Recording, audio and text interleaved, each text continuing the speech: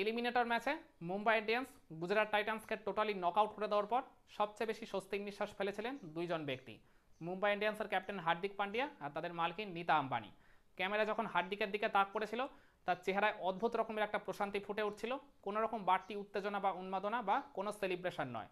আর তাদের কাজ যে এখনও পুরোপুরি শেষ হয়নি সেটা তার বডি ল্যাঙ্গুয়েজেই ফুটে উঠছিল। আর অপরদিকে তাদের মালকিন নীতা আম্বানির দিকে যখন ক্যামেরা তাক করেছিল, মানে তার চেহারা দেখে মনে হচ্ছিল যে তিনি ওই পার্টিকুলার টাইমে পৃথিবীর সবচেয়ে হ্যাপিয়েস্ট পার্সন।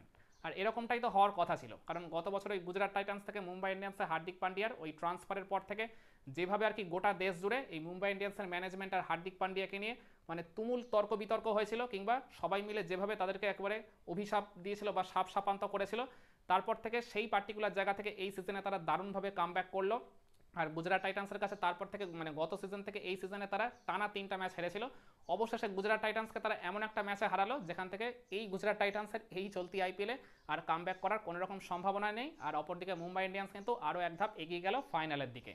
তো এদিন গুজরাট যে মুম্বাইয়ের কাছে 20 রানের ডিফারেন্সে হারলো, তাদের এই ম্যাচ হারের জন্য কোন কোন মানে ঘটনাগুলোকে আপনি দায়ী করবেন? আমার মতে এই জায়গায় মানে গুজরাটের হারের পিছনে প্রথমেই যে পয়েন্টটা উঠে আসবে সেটা হচ্ছে ওই মুম্বাই ইন্ডিয়ান্সের ওই রোহিত শর্মার জনি বেয়ারস্টোর মধ্যে ওপেনিংয়ে যে 84 রানের ঝোড়ো পার্টনারশিপটা গড়ে উঠলো।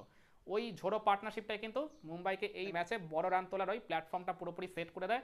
আর তাদের ওই বিধ্বংসী ব্যাটিংয়ের সৌজন্যে পাওয়ার প্লে 6 ওভারের মধ্যে মুম্বাই বিনা উইকেটে 79 তুলে ফেলে, যেটা কিনা এই চলতি আইপিএলে তাদের পাওয়ার প্লের হাইয়েস্ট টোটাল। তো ডেফিনেটলি তাদের এই 84 রানের জুটিটা এই ম্যাচে আর কি শুরুতেই গুজরাট টাইটান্সকে অনেকটাই পিছিয়ে দিয়েছিল।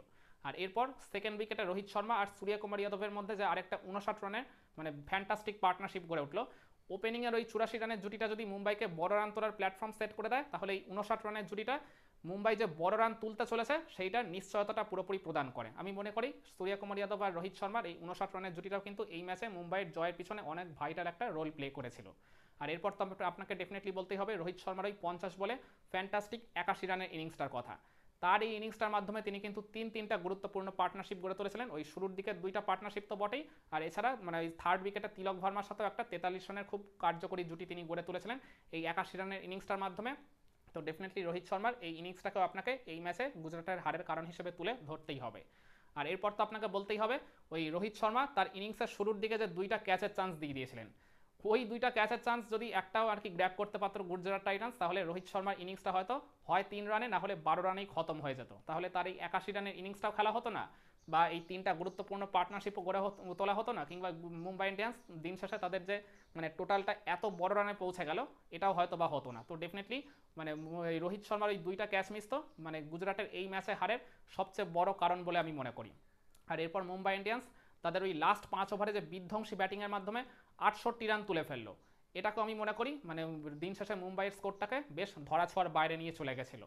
আর এরপর লাস্ট ওভারে হার্দিক পান্ডিয়া জেরাল কোয়েটজিয়াকে 3টা ছক্কা মেরে যে ওই 22টা রান তুলে ফেললেন, আমি মনে করি এটাও কিন্তু মুম্বাইয়ের এই রানটা যে বেশ আর কি নাগালের বাইরে চলে গেল গুজরাটের, এর পিছনে কারণ হতে পারে। কারণ 19 নম্বর ওভারেও কিন্তু মুম্বাইয়ের স্কোরটা ছিল 206 রানের মতো।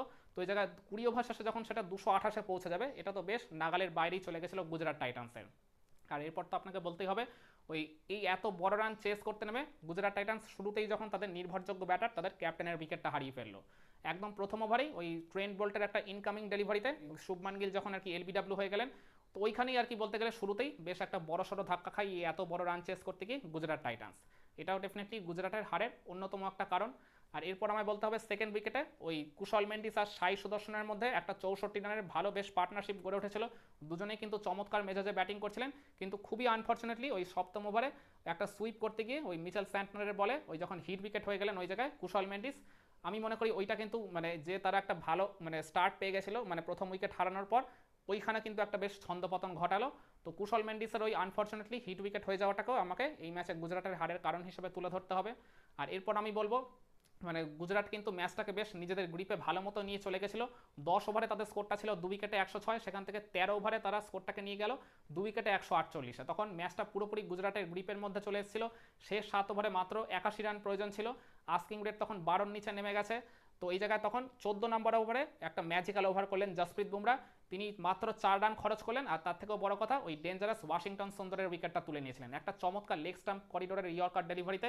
কোনো রকম জায়গায় দেননি ওয়াশিংটন সুন্দরকে শট খেলার মতো, আর তিনি ওইটাকে ডিফেন্ড করতে গিয়ে যেভাবে আর কি পায়ের ফাঁক দিয়ে বোল্ড হয়ে গেলেন, তাতে করে আমি মনে করি ওই পার্টিকুলার উইকেটটা কিন্তু মুম্বাই এই ম্যাচ থেকে যে কিছুটা আর কি ছিটকে গেছিলো ওইখান থেকে তাদেরকে প্রবলভাবে ফিরিয়ে আনে। আর এরপর তো আমায় বলতেই হবে সাই সুদর্শনের উইকেটটা যখন এই 16 নম্বর ওভারে চলে গেল, এই সাই সুদর্শন যতক্ষণ ক্রিজে ছিলেন ততক্ষণ কিন্তু গুজরাটে ম্যাচ জয়ের একটা বেশ ভালো মতো চান্স তিনি ক্রিয়েট করে গেছিলেন। তো সাই সুদর্শন যখন এই 16 নম্বর ওভারে ওই স্কুপটা করতে গিয়ে রিচার্ড গ্লিসনের ওই একটা ইয়র্কারে তিনি বোল্ড হয়ে গেলেন, 80 রান করে যখন ফেরত চলে গেলেন, ওইখানেই কিন্তু গুজরাট টাইটান্স ম্যাচটা অলমোস্ট হেরে গেছিল বলতে পারেন।